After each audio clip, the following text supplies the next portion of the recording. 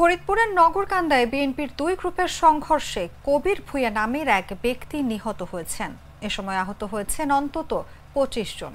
কৃষক দলের কেন্দ্রীয় কমিটির সাধারণ সম্পাদক শহীদুল ইসলাম বাবুলের পথসভা আয়োজনকে কেন্দ্র করে এ সংঘর্ষের ঘটনা ঘটে।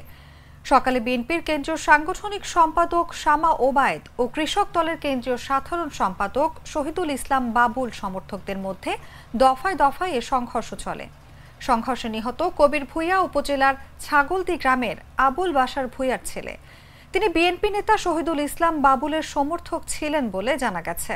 আহতদের ফরিদপুরের বঙ্গবন্ধু শেখ মুজিব মেডিকেল কলেজ হাসপাতাল সহ বিভিন্ন হাসপাতালে চিকিৎসা দেওয়া হচ্ছে। তবে প্রাথমিকভাবে আহতদের নাম পরিচয় জানা সম্ভব হয়নি।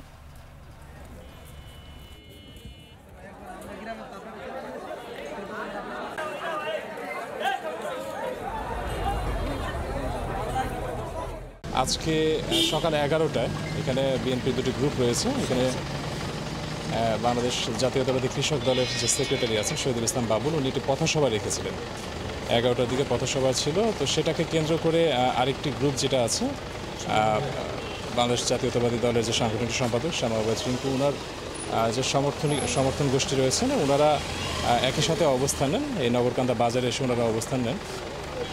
পরবর্তীতে দু একটা ধাওয়া পাল্টার ঘটনা ঘটেছে। আমরা সঙ্গে সঙ্গে পুলিশ আমরা এসে সংবাদ পেয়ে সঙ্গে সঙ্গে এসে আমরা তাদেরকে ছত্রভঙ্গ করেছি এবং এখন পরিস্থিতি আমাদের নিয়ন্ত্রণে আছে।